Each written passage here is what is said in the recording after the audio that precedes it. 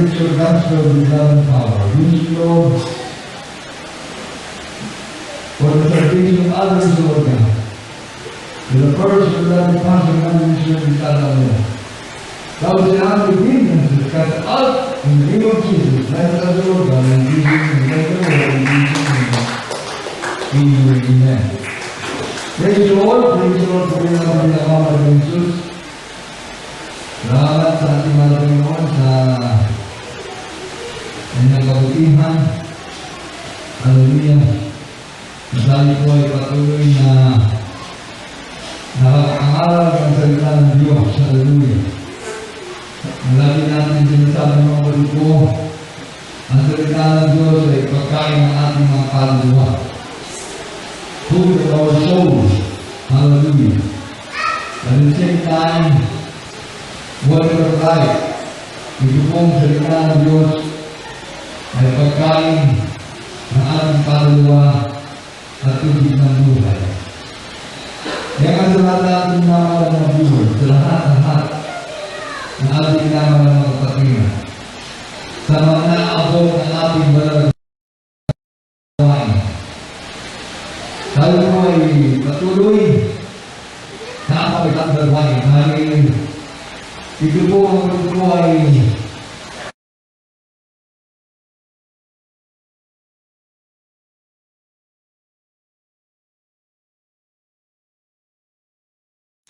and this is our strength. Kaya sa lahat ng ating minamahal na mga kapatiran, Luzon, Visayas, Mindanao, pati po sa ibayong dagat, sa lahat. Hallelujah. Lalo na po sa mga viewers, sa lahat ng ating mga baguhan, na mag-uumpisa pa lamang na maglingkod sa mahal na Panginoon. Samantalang yung mga dati, matagal na ang kanilang paglilingkod sa mahal na Panginoon. Sabi nga ay siksik, liglig at umaapaw na ang pagpapala na kanilang natanggap. Ang blessing ng mahal na Panginoon ay para sa lahat. Kaya nga tayo ay dapat maging mainit na naglilingkod sa mahal na Panginoon. Dahil ang salita ng Diyos, sabi nga dun sa Mateo 7, 13-14, na kung saan mga kapatid ko, bawat anak ng Diyos, kailangan talaga natin magpumilit na pumasok sa makipot na pintuan, makipot na daan. Ang sabi diyan, kayo'y magsipasok sa makipot na pintuan, sapagkat maluwang ang pintuan at malapad ang daan patungo sa pagkapahamak, at marami ang dooy nagsisipasok. Sapagkat magkipot ang pintuan at magkitid ang daan patungo sa buhay, at kakaunti ang nakasumpong noon. Itong salita ng Diyos na ating pinag-aaralan, ipinangaral na ng ating malapastor ng 1975. At ngayon po ang ating church ay nasa 46 years na. Nagse-celebrate tayo ng ating church anniversary ng February. Kaya nga sinasabi natin, signs, wonders, and miracles shall follow to those who believe. Kung baga sa ano mga kapatid ko, ikaw ay nagtayo ng bahay mo na ang pundasyon mo ay napakatibay. Bato ang pinagpundasyonan mo. Solid rock. Dearest Jesus is the rock of all salvation. Dearest Jesus is a solid rock. Kaya pag ikaw ay nagtayo ng bahay mo, sa paglilingkod sa mahal na Panginoon, sa pamagitan ng ministeryong ito, ikaw ay nakapagpundasyon sa matibay na pundasyon.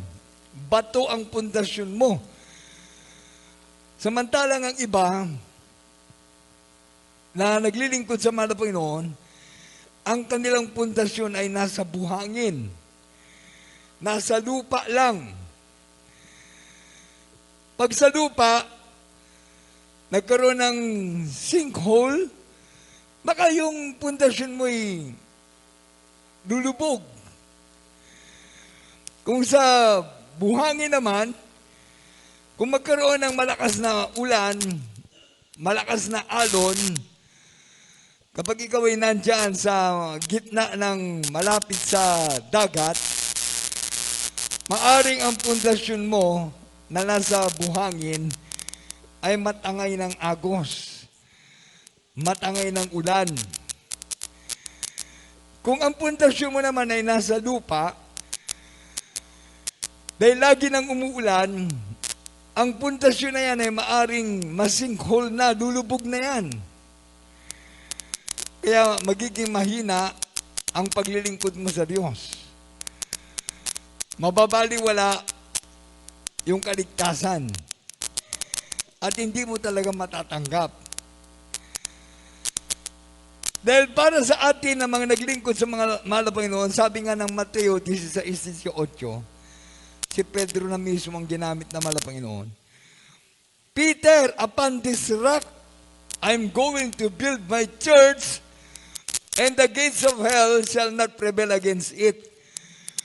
Pati ang pintuan ng Hades, si Satanas, ay hindi magtatagumpay sa solid rock, sa totoong iglesia ng Diyos. Kaya itong ating gawain, yan, sinabi ng Mateo, kayo'y magsipasok sa makipot na pintuan sapagkat maluwang ang pintuan at malapad ang daan patungo sa pagkapahamak at marami ang do'y nagsisipasok. Kaya pala marami ang tinawag. Many are called but few are chosen. Kung kailan tayo nagkaroon na ng edad, iba natin mga kapatiran, naging senior citizen na bago naglingkod sa Diyos. Ang iba ay nagkaroon na ng cancer. Naging cancer victim na sila. Nagkaroon na ng iba't ibang klaseng sakit na malala. Katulad ngayon, maraming may sakit ngayon na kumbaga itong kumalat na karamdaman. Itong COVID-19 virus. Nausan, dami na may sakit. Imagine sa buong mundo. Kung titignan mo yung record ngayon, ay terrible, kadami. Hindi na basta-basta ito. Na kung saan tignan nyo dyan sa latest update, sa atin lang, 2,401,000 ang nagkaroon na ng sakit.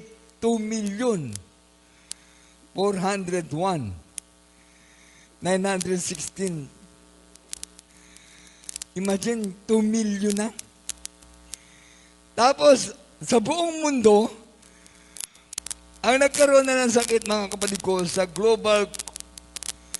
buong mundo, global na, 229,108,347. Ang namamatay na sa buong mundo ay 4,700,416. 460. At sa atin, sa bansang Pilipinas, nako, grabe. Kumbaga biglang dumobo. Ang namatay almost, na kung saan sabi na nga 37,000. Imagine. 2 taon. From 2020, ngayon ay 2021, hindi pa natatapos dahil September pa lang. October, November, December. Di aabot na ito ng ng pinakamababa nito, baka papalo pa ito sa 40 mahigit. 40,000 ang mamamatay. Terrible.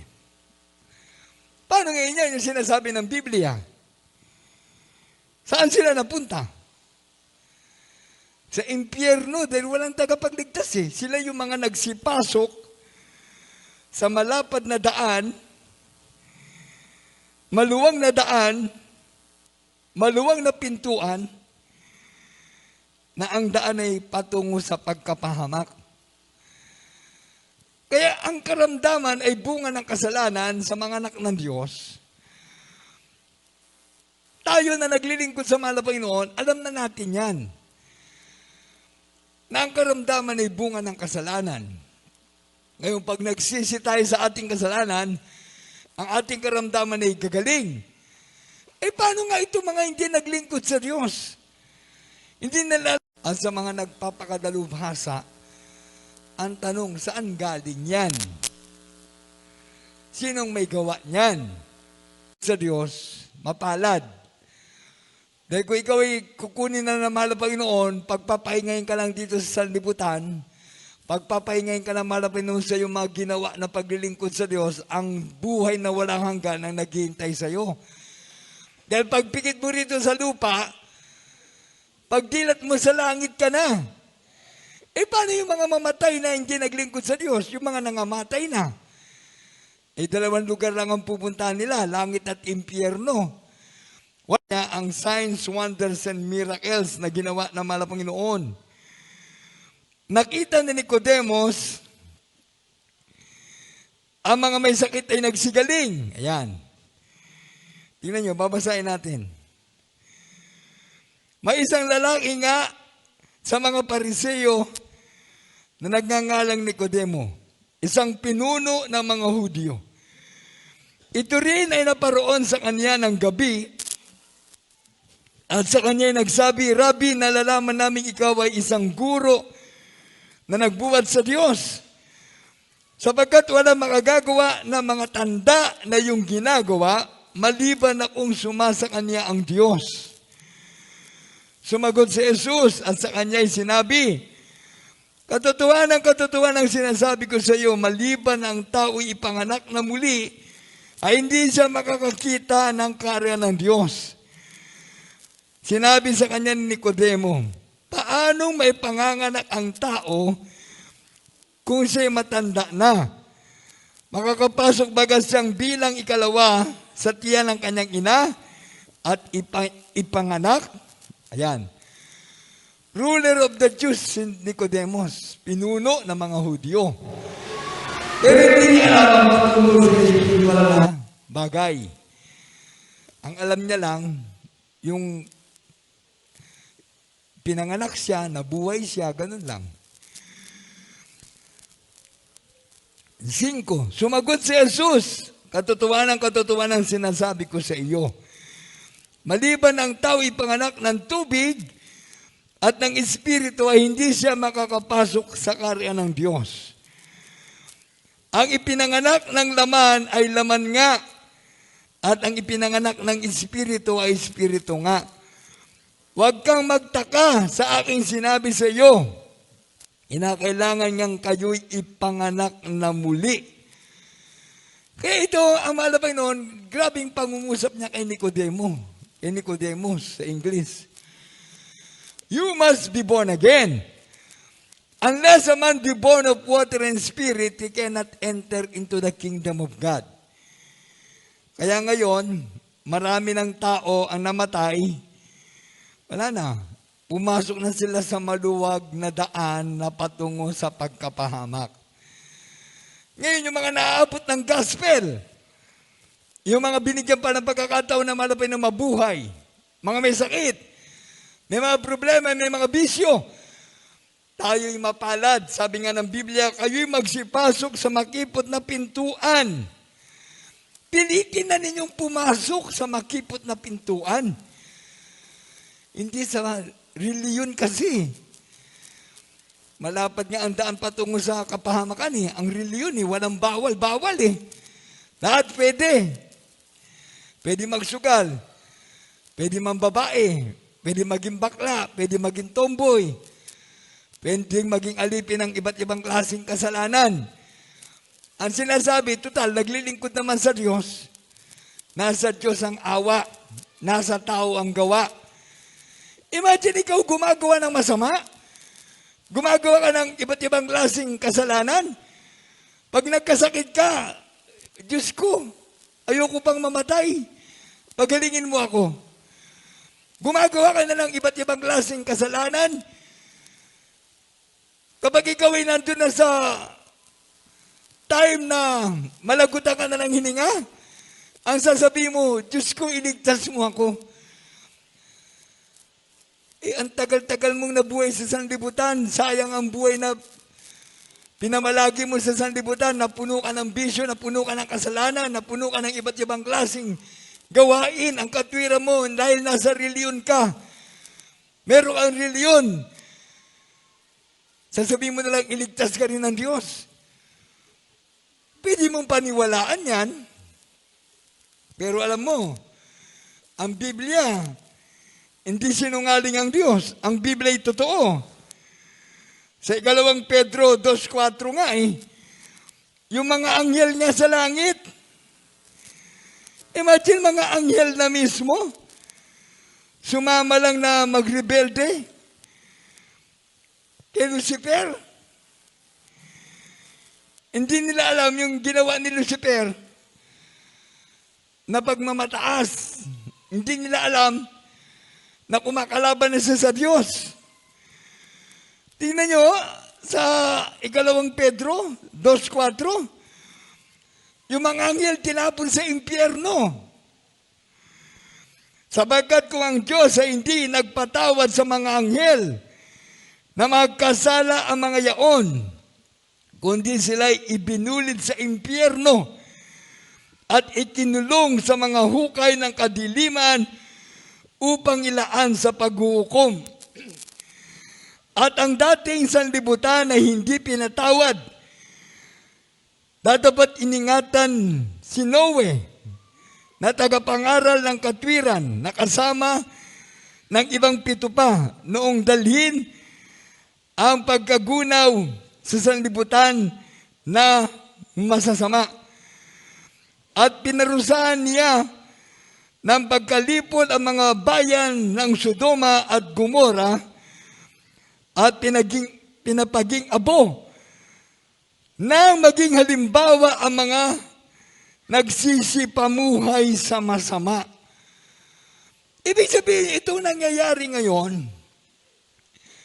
Buksan natin ang ating kaisipan. Yung mga anghel na nasa langit, hinulong sila. Pero nandiyan, basahin mo sa verse 4. At inulong sa mga hukay ng kadiliman upang ilaan sa paghuhukom. Ang dating sa libutan sa panahon ng Noe, ginagawa ang mga Panginoon si Noe, ang kalangan Noah's Ark. Nagkaroon ng sasakyan ng tubig. Ang nila ni Noe ang nagkas, ang nila ni Noah. Sila yung nakasakay sa sasakyan ng tubig. Lahat ng mga tao doon napahamak, pati ng mga hayop na hindi na isakay doon sa Noah's Ark. Pati yung mga hayop na hindi na isama doon sa sasakyang pangtubig na ginawa ni Noah. Napahamak lahat ng tao. Pagkatapos sa mga hayop na wala namang kasalanan, di ba yung mga tao na nagkasala, ayaw nila maglingkod sa Diyos. Nangaral nga si Noah ng 120 years. Imagine ang ating iglesia, ang ating gawain, nasa 46 years pa lang. Ang dami nang naligtas, ang dami nang tinawag na mahal na Panginoon. Yung mga ayaw maglingkod sa Diyos, ayan, yung mga napapahamak sa iba-ibang klaseng sakit, sa iba-ibang klaseng aksidente, sa iba-ibang klaseng bisyo, lahat naman ay nasa reliyon. O yan. Iba't ibang klaseng reliyon. Parang ganun din sa panahon talaga ni Noah. Kasi nangaral siya ng 120 years, kaso walang signs, wonders, and miracles. Walang nakitang himala ang mga tao. Basta pangangaral lang ng salita ng Diyos si Noe. Dahil inutusan ng mahal na Panginoon, nagpagawa ng Ark of Noah, ng sasakyan pang tubig.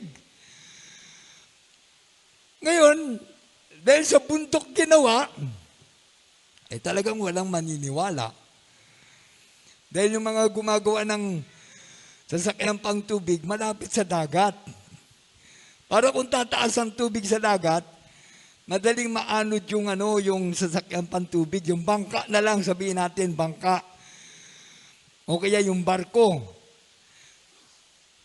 Ay kaso si Noe gumawa ng sasakyan pang tubig sa bundok. Kaya ang mga tao pinagtatawanan siya.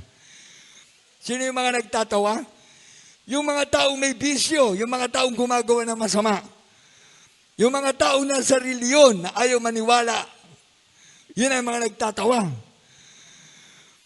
Aba, nung umuulan na, 1 linggo na umuulan,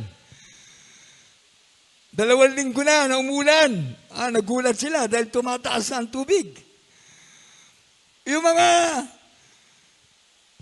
gusto sana maligtas,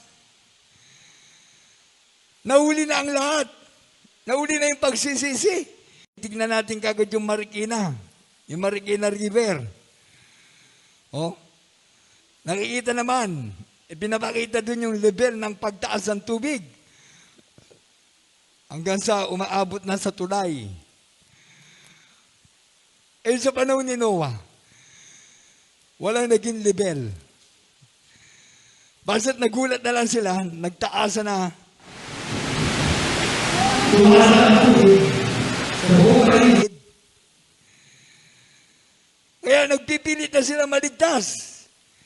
Gusto nila sumakay dun sa Ark of Noah, sa sasakyan pang tubig ni Noah. Isinara na ng malapay noon yung pinto. Isinara na. Ang nandoon, si Noah, ang pamilya niya, at yung mga hayop na pinili ng Diyos para maligtas. Kaya pala sa ating panahon, kapag ikaw ay talagang hindi tinawag ng Diyos, hindi ka pinili ng Diyos, wala kang panahon sa Diyos.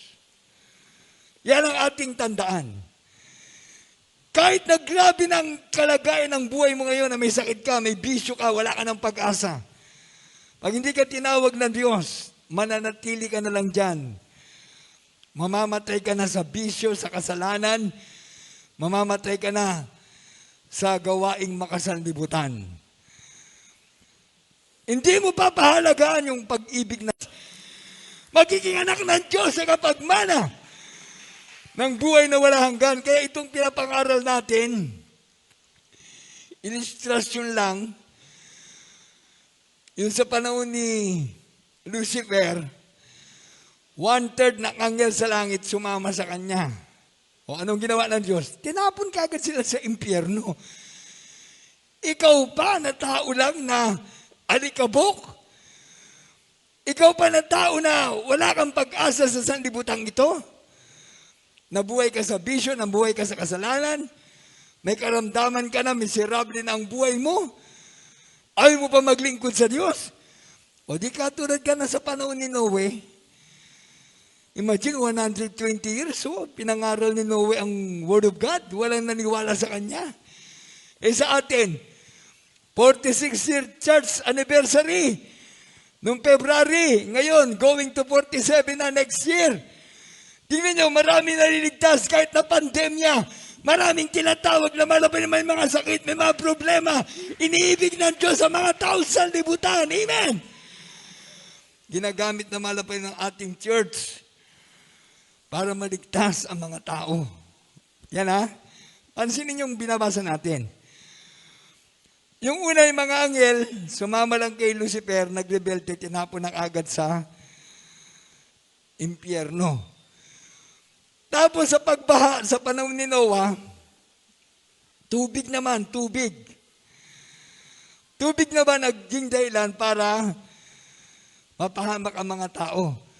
Itong binasa natin na sumunod, sa verse 6, at pinarusahan niya ng pagkalipol ang mga bayan ng Sodoma at Gomora na pinapaging abo nang maging halimbawa sa mga nagsisipamuhay na masama. Bakit? Yung Sodoma at Gomora, pinaulanan ng Diyos ng asupre at apoy. Kaya ngayon, Ang mga tao, simple na lang isipin, pag namatay ngayon ng COVID, ano ang nangyari kagad? Inikremate na kagad. Pinapaging abo na kagad. Kaya ibig sabihin, ang sanlibutan ito, yung mamamatay na walang Kristo sa puso, pag ikaw ay nabiktima ng karamdaman, ano akala mo? Menos gastos? Pag ikaw ay na-cremate, mas malaki na ang gastos. Imagine, susunugin ka pa. Sinunog na yung katawan mo, dahil namatay ka na, naging abo ka na, bibili ka pa ng jar. Bibili ka ng jar para doon ilagay yung abo mo. Oh. Hindi bali sana kung nagluluto ka lang, nagluluto ka. Ang ginagamit mo uling, kahoy. Oh? Pag natapos ka magluto ng uling kahoy, magiging abo. Yung abo alagaan mo, pwede mo bang taniman yun? Oh. Kaya mas magastos. Oh? Samantala kung ikaw ay mamatay, pwede kang ilagay sa ataol, murang ataol, mahal na ataol, pwede ka lang ilagay sa libingan, sa sinasabi nilang apartment, magbabayad ka. Yung iba inuhukay, tatabunan ng lupa. After 5 years, 10 years, ang tao na namatay, balik na sa kanyang alikabok na kalalagyan. Dahil alikabok ka, babalik ka sa alikabok. Yan ay binabasa natin. Sa Genesis, Kapitulo 2, 23. Na kung saan, tayo, na ginawang putik ng Diyos, binigyan ng buhay. Dito na tayo sa sa 3:19. Sa pawis ng iyong mukha ay kakain ka ng tinapay, hanggang sa ikaw ay mauwi sa lupa. Sapagkat diyan ka kinuha, sapagkat ikaw ay alabok at sa alabok ka uuwi. Oh. Kaya pala ang tao kahit nakain ng kain, umaga, tanghali, hapon, gabi, may vitamins pa, sagana sa pagkain, yung mga masasarap ang kinakain, yung mga may pera. Yung mga walang pera, wala na, okay na sa kanila yung tuyo-tuyo lang. Okay na sa kanila yung tinapay-tinapay lang. Pero yung mga masasarap na pagkain para dun sa mga may pera. Kaya pala pag pinagpawisan ka, nagtrabaho ka, yung pawis mo, bali yun ang binabayaran pag ikaw ay nagtatrabaho. Oh, yung pagod mo kasama na doon. Pinagpawisan ka, napagod ka, o di yan ang may bayad, susweldo ka. Sa pawis ng iyong mukha ay kakain ka ng tinapay. Ayan, susweldo ka, bibili ka ng pagkain. Bibili ka ng kanin, ulam. Kung tinatamad ka magluto, bibili ka na lang ng kanin tsaka ulam. Dahil ang dami ngayon Dami ngayong kainan. Diyan lang sa kalsada. Yung mga tinatamad magluto. Kasi nga naman, o-order ka lang, may 100 ka, 150, makakain ka na ng kanin tsaka ulam. May take out pa. Samantala kung ikaw ay magluluto, bibili ka ng bigas, bibili ka ng ulam, lilinisin mo yung ulam, halimbawa isda, lilinisin mo yung isda, lilinisin mo na, lalagyan mo pa ng asin, ipiprito mo, bibili ka pa ng mantika, bibili ka pa ng silane. Grabe ang gastos.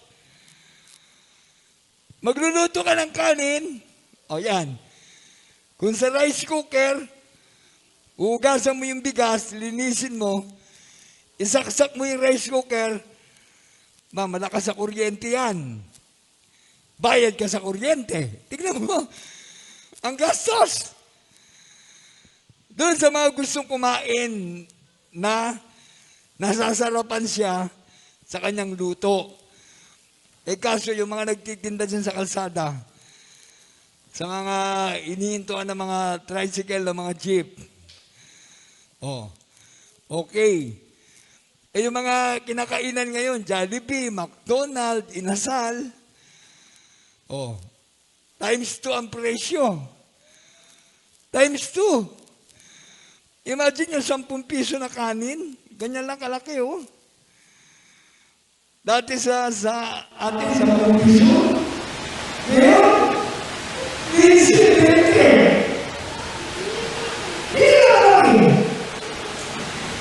Kalau begini, bispo, dia masih cinta dengan kakain ka, sa pinagpawisan mo, ikaw ang nakinabang. Tapos may mga nangihingi dyan. Mga nangihingi. Bigyan mo na 5 piso, galit pa sa'yo. Bigyan mo na 5 piso, galit pa sa'yo. Grabe. Lalo pag nagbigay ka ng piso, wala na. Baka sasalita ka na masama yun. Sila, nakakita na mo. Nilalagyan na ako na harap ng noodles. Yung mga noodles. Hindi pa naman ako kasalahan. Grabe yung buhay natin yun. Okay, mabalik na tayo sa sika. Yan ang sitwasyon na nangyayari sa sanlibutan. Nakapaharap ng tao na hindi na gusto. Nagkakasakit ng tao na hindi na gusto. Sasabihin natin yung COVID-19, virus. Kahit alam mo sa tingin nyo, magawa ng tao, gawa ng kung ano nasa isip natin. Kung hindi totoo. Ito na lang sasabihin ko, good news, fake news, and bad news. Dati natin pinag-aaralan, good news.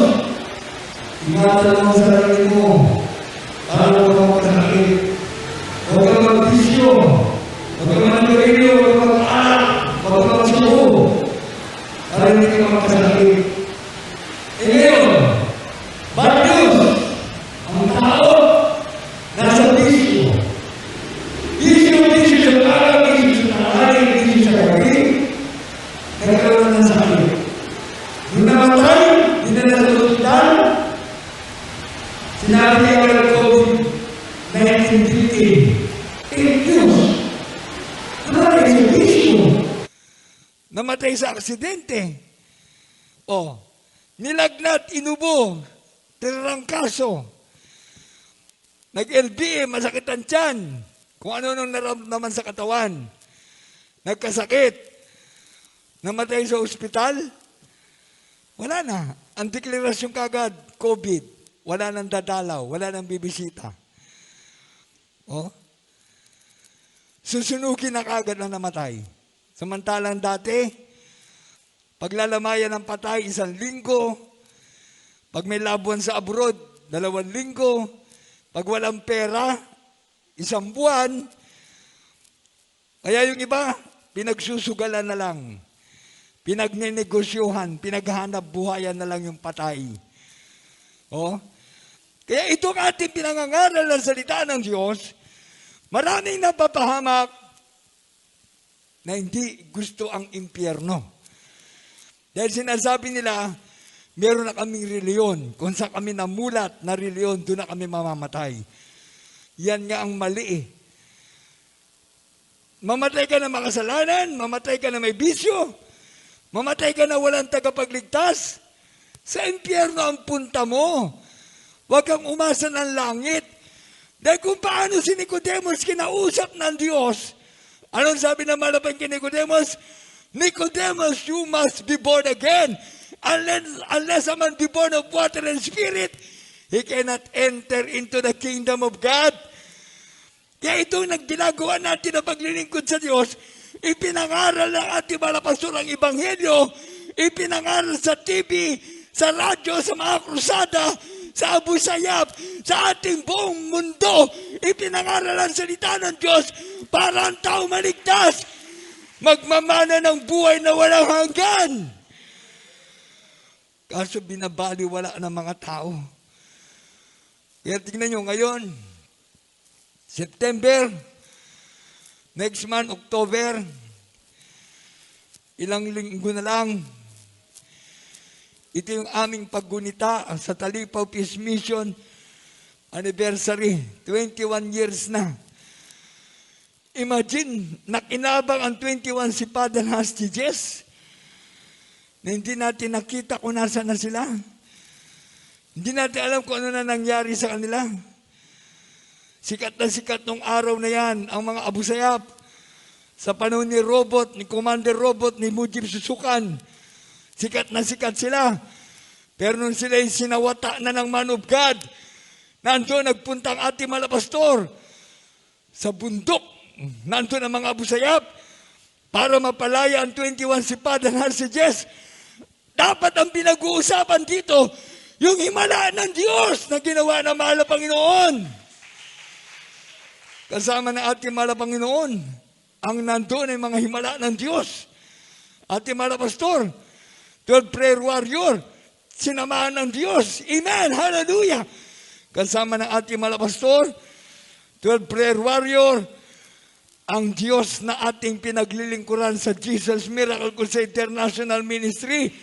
Dapat yan ang pinag-uusapan. Ang Diyos ay nandito, ang Diyos ay totoo. Amen! Dapat nga sa panahong ito ng COVID-19, sinasariwa pa rin ng gobyerno natin ang ang ginawa ng mga Panginoon sa ating mga pastor kasama ng 12 prayer warrior Kaso wala Bagay sa panahon ni Erap, nabaliwala, presidente noon si Erap Estrada, sa panahon ni Gloria Arroyo, nabaliwala din kinalimutan. Sa panahon ni Benigno Aquino, baliwala din. At ngayon, sa ating gobyerno Duterte, ang sumikat ngayon, COVID-19, virus, na baliwala lang yung ginawa ng Prophet of God sa Talipaw Peace Mission anniversary this coming October. Na baliwala lang. Bakit? Kasi ang tao, ang kalang iniisip, meron na silang reliyon, meron na silang pananampalataya, sapat na yan. Akala mo na maligtas ka sa iyong pananampalataya, sa iyong reliyon, na hindi ka nagbago, hindi ka nagkaroon ng kapangyarihan sinasabi ng Biblia. Kaya ito, sinasabi ng Ezekiel, Kapitulo 18:20, ang kaluluwang nagkakasala, mamamatay. Ang anak ay hindi magdadanas ng kasamaan ng ama, o magdadanas man ang ama ng kasamaan ng anak. Ang katwiran ng matuwid ay sa kanya, at ang kasamaan ng masama ay sa kanya. Ngunit kung ang masama ay humiwalay sa kanyang lahat na kasalanan na kanyang nagawa, at ingatan ang lahat ng aking mga palatuntunan, at gumawa ng tapat at matuwid, siya'y walang pagsalang mabubuhay, siya'y hindi mamamatay. Ganyan sana ang panahon natin. Kung aalalahanin lang natin ang kabutihan ng Diyos na ginawa na mahal na Panginoon sa ating mahal na pastor kasama ng 12 prayer warrior. Yung himala na ginawa ng Diyos doon, grabe ang mga busep hindi nagtagumpay.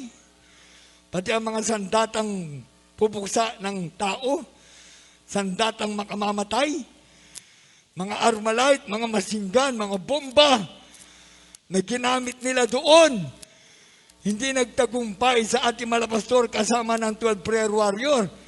Itong COVID-19 virus, yan ay gawa ng itong virus, hindi natin nakikita.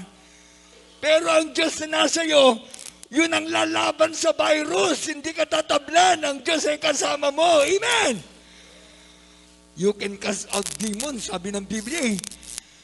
Kung yan ay gawa ng demonyo, hindi magtatagumpayan. Kaya nga sabi ng ating mga pastor, walang karamdaman na hindi kayang pagalingin ng Diyos. Amen! Walang taong masama na hindi kayang baguhin ng Diyos. Dahil ang mahal na Panginoon, ipinakita niya kanyang pag-ibig sa atin nang tayo mga makasalanan pa. Amen! Tinubos tayo ng Diyos sa ating makasalanan. Kaya kung maniniwala ka at maglilingkod sa Diyos, ikaw ngayon yung pumapasok sa makipot na pintuan, makipot na daan, na ang tungo ay buhay na walang hanggan. Everybody say, praise the Lord! Kaya sa ating mga nandyan, dagdag pa natin, Ezekiel 18, 30, 31, 32. Kaya hahatulan ko kayo, o sambahayan ni Israel, bawat isa'y ayon sa kanyang mga lakad. Sabi ng Panginoong Diyos, kayo magbalik loob at magsiwalay kayo sa lahat ng inyong pagsalangsang. Sa gayon ang kasamaan na hindi magiging iyong kapahamakan. Iyong iwaksi ang lahat ninyong pagsalangsang na inyong isinalansang at kayo magbagong loob at magbagong diwa sapagkat bakit kayo mamamatay o angkan ni Israel?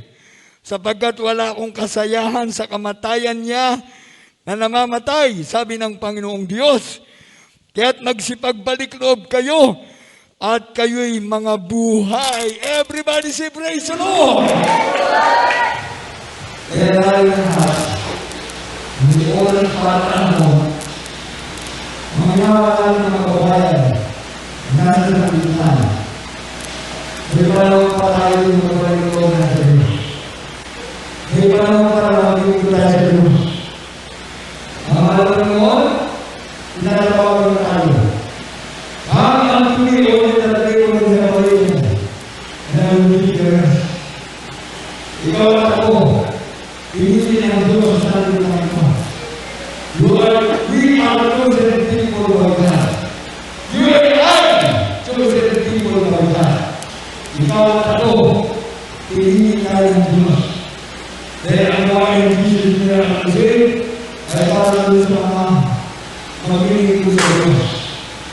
Kaya kung ikaw ay magiging ko sa Diyos, tinawag ka ng mga Panginoon.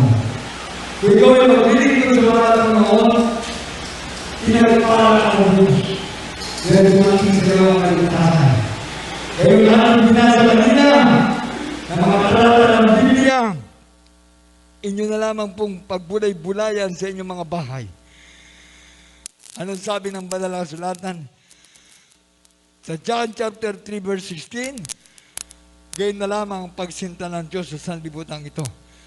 May binigay niyang kanyang bugtong na anak upang sino mang maniwala at sumampalataya sa Diyos ay huwag mapahamak, magkaroon ng kaligtasan at buhay na wala hanggan. Kaya sa ating mga minamahal na mga kababayan, mga kapatiran, yung ating mga naging ilustrasyon, tandaan niyo yan ha. Yung mga anghel nasa langit, sumama kay Lucifer, nagrebelde, itinapon kagad sa impyerno. Kaya kung ikaw ay hindi maglilingkod sa Diyos, hindi ka anghel, tao ka lang na ordinaryo, tao ka lang na walang pag-asa sa sanlibutan. Pero pag naglingkod ka sa Diyos, pinili ka ng Diyos, hinirang ka ng Diyos. We are special Gomorrah. Ang sanlibutan ito, pupugnawin ng Diyos sa matinding init. Ang sanlibutan ito, susunugin ng Diyos. Grabe. Kaya itong halimbawa ng Diyos na ito, ibig sabihin, merong langit na naghihintay sa atin. Ikaw at ako na maglilingkod sa Diyos, merong langit na naghihintay sa atin. John 14, 1, 2, 3, kung nasa nandun ang Diyos, doon din tayo pupunta. Amen! Praise the Lord! Hallelujah! Magiging tagapagmana tayo ng buhay na walang hanggan. Kaya sa lahat natin minamahal ng mga viewers, sa ating mga kapatiran, magbalik loob tayo sa mahal na Panginoon habang tayo umaawit sa ating mga viewers, dumapit sa mahal na Panginoon. 4 na reglamento ng kaligtasan, pananampalataya, faith cometh by hearing and hearing by the word of God. Magbalik loob sa Diyos. Godly repentance. Repentance ang pangalawa.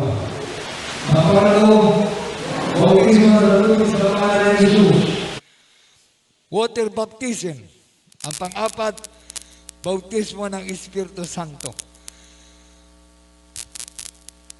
Pinagsama dun sa pangungusap na Panginoon kay Nicodemus. Nicodemus, you must be born again. Unless a man be born of water and spirit, he cannot enter into the kingdom of God. Kaya sa John 1:12, ang lahat ng tumanggap sa mahal na Panginoon, pinagkalooban ng Diyos karapatan, maging tunay niyang anak, tagapagmana ng buhay na walang hanggan. Kaya sa ating mga viewers, sa lahat ng ating mga patiran, simpleng isipin na tayo'y tinatawag na ng Diyos para maglingkod sa Kanya. Pumasok tayo sa makipot na daan. Ang dulo ay buhay na walang hanggan. Huwag tayong pumunta sa malapad na daan. Ang tungo ay kapahamakan sa apoy ng impyerno. Pumasok tayo sa makipot na daan. Ang dulo ay buhay na walang hanggan. Pagpapalang pisikal, material, pinansyal, higit sa lahat kaligtasan at buhay na walang hanggan. Nakalaan na sa atin para sa mga maglilingkod sa Diyos. Habang maawit tayo, awitan natin ating mahal na Panginoon. Praise the Lord, praise the Lord, praise the Lord, praise the Lord.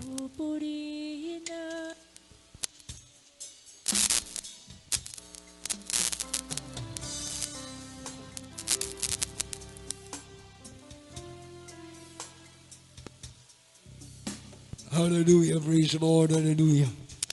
Diyos na aming kanlungan,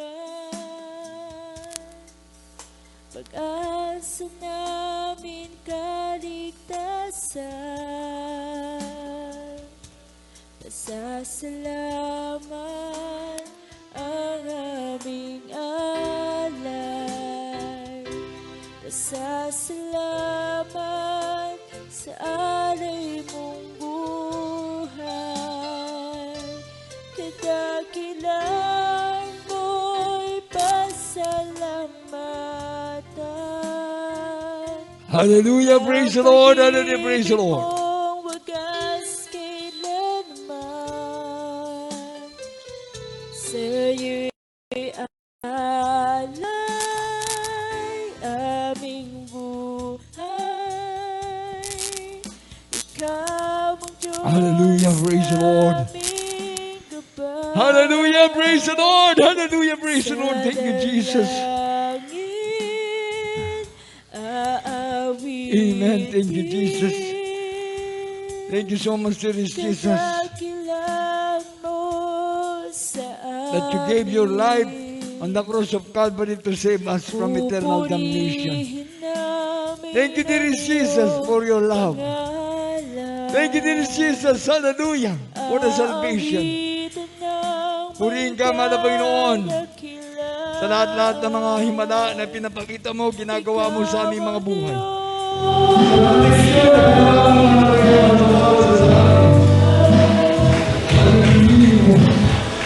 Upang maglingkod sa iyo. Salamat po, mahal na Panginoon, sa panalangin aming mga pastor ng iyong huling propeta. Naabot kami ng kanyang mga panalangin pag-aayuno. At sa turo at aral na ang bilabid Mama Dere si San Pastor Lina si Almeida. Salamat po, mahal na Panginoon, hallelujah, na kami naglilingkod na sa iyo. Pangawakan mo kami hanggang sa iyong pagbabalik, mahal na Panginoon. Ingatan mo kami sa panahon na ito ng pandemya, mahal na Panginoon. Sa panahon ng hallelujah kalamidad, ingatan mo kami. Mahal na Panginoon, napakarami mga karamdaman na naglipan sa libutan. Proteksyonan mo kami, mahal na Panginoon. Lahat ng mga kapatiran nagtatrabaho sa ibayong dagat, pagpalain mo sila. Ang mga kapatiran, mahal na Panginoon, sa iba't ibang lugar. Luzon, Visayas, Mindanao. Ang aming mga kamanggagawa, mahal na Panginoon, lahat po kami. Hallelujah! Patuloy mong bigyan ng kalakasan, kalusugan, mahabang buhay, mahal na Panginoon. Aming mahal na pastor, sampu ng Beloved Almeida family. Bless us and protect us, CDCs. Hallelujah! Bless us and protect us, Lord God. Hallelujah! Hallelujah! Hallelujah! Ikaw ang Diyos naming gabay. Hallelujah! Sa dalangin Sa lahat natin mga minamahal ng mga viewers, aawitin. tayo may magkaisang manalangin. Habang inaawit ang ating altar call song, surrender now your life to dear Jesus. Panginoon, paglilingkuran na kita. Amen and amen. Opo, mapagpalang Diyos sa mga banal sa pangalan ng Jesus. Salamat po sa mga tumanggap sa ng mga baguhan. Iligtas mo sila. Gawin mo silang tunay mong anak. Tagapagmana ng buhay na wala hanggan. Mahal na Panginoon, panghawakan mo sila. Ikaw na po, mahal na Panginoon, gumabay sa kanila pumatubay. Sa kanilang pag-uumpisa ng paglilingkod sa iyo, mahal na Panginoon, sa kanilang mga simulaing paglilingkod sa iyo. Gabayan mo sila patnubayan. Pagpalain mo sila sa physical, material, financial, spiritual na bagay sa pangalan ni Jesus. Amen and amen. Hallelujah. Oh, thank you, Jesus. Amen. Thank you, Lord Jesus. Kadakilan mo sa amin. Yes, Lord Jesus. Sa ating mga beloved foreigner brethren, different countries, sa lahat na nandyan sa abroad, follow this prayer. Heavenly Father, in the name of dear Jesus, I believe in you. I trust in you. Lord, dear Jesus, thank you so much that you born and died on the cross of Calvary to save me from eternal damnation. Lord, dear Jesus, I accept you now as my Lord, God, Savior, Redeemer of my soul. Save me and all my loved ones. I believe in you, Lord God. I trust in you, Lord God. Make me a real Christian. In Jesus' name, amen. Yes, Heavenly Father, in the name of dearest Jesus, to the first, beloved Pastor Evangelist Will Estrada Almeida, the prayer of a righteous man, availeth much. The prayer of end-time prophet in our time, together with the Almeida family, your humble servant. Bless our beloved viewers, O Lord God.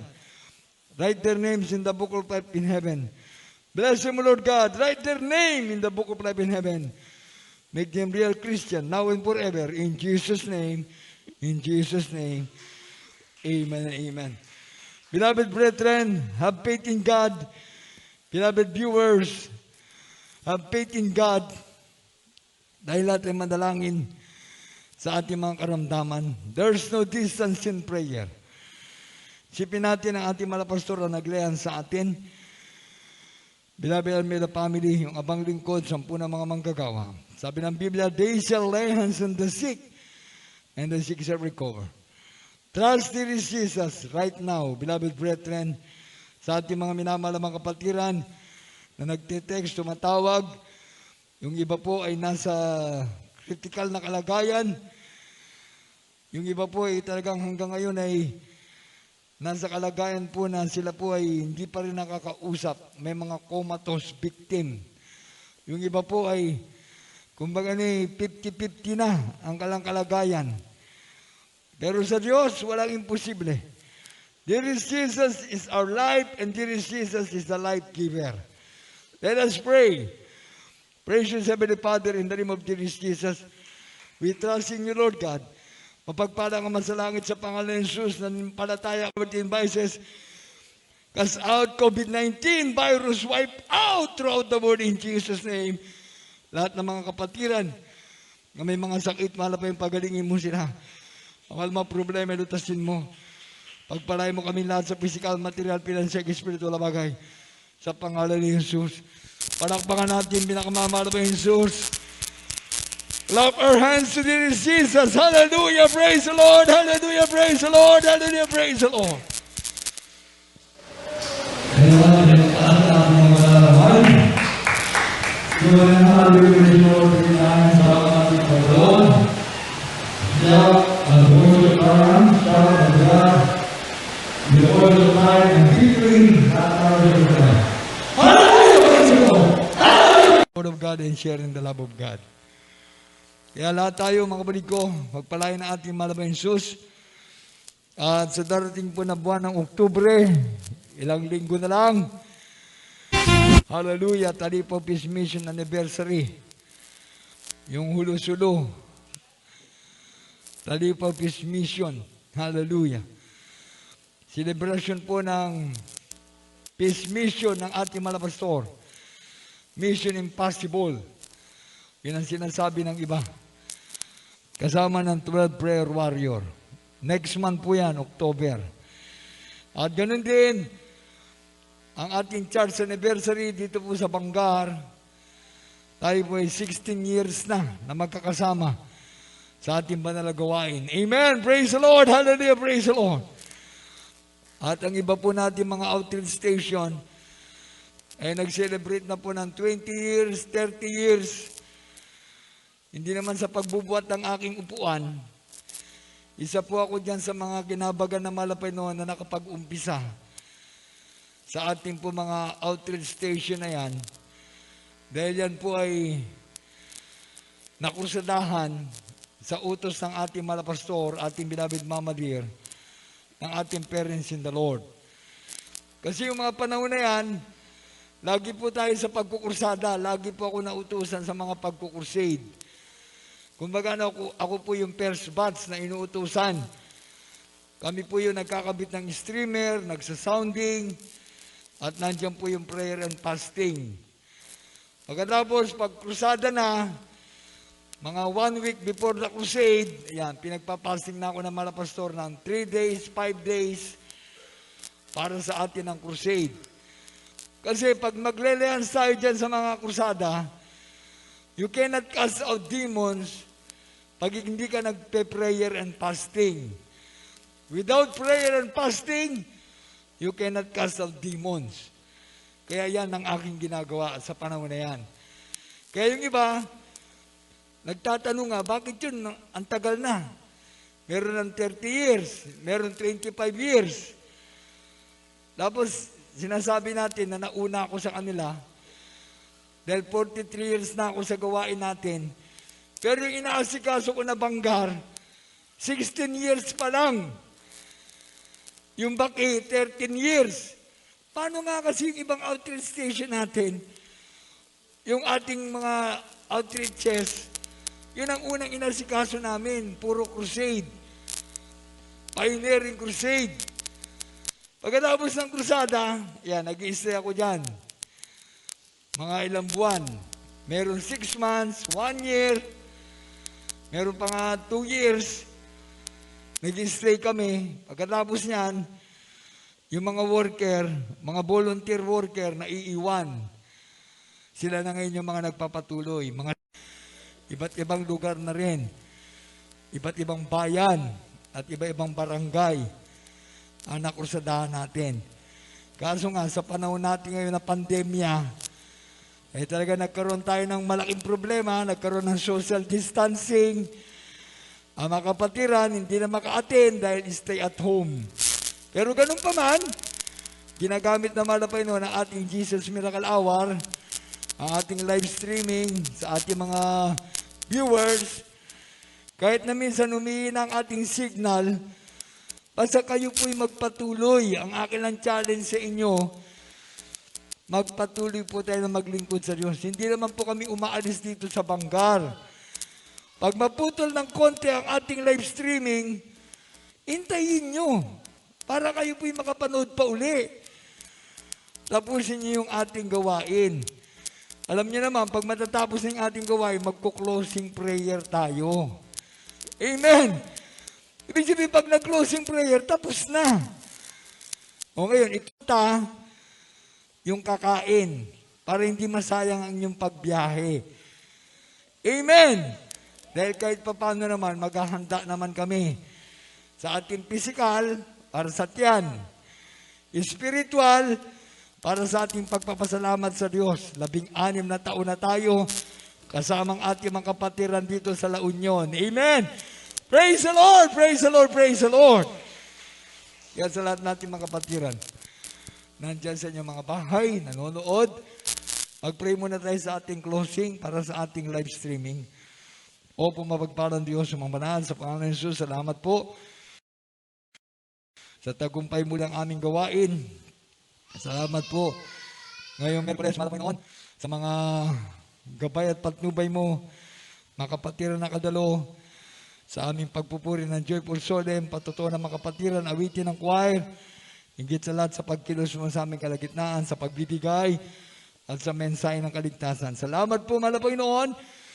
Hallelujah sa aming gawain na natapos ngayong Merkules, at sa Biyernes at Linggo, napapatuloy na susubaybay ang mga kapatiran at sa aming programa na Jesus Miracle Hour. Pagpalain mo lahat ang aming mga viewers, mahal Panginoon, at sa aming church anniversary, sa lahat ng mga magbibigay para sa aming church anniversary sa October 23 and 24, sa pangailangan na yung banal na gawain. Pagpalain mo lahat ng mga kapatiran na may pusong nagmamahal para sa iyong gawain.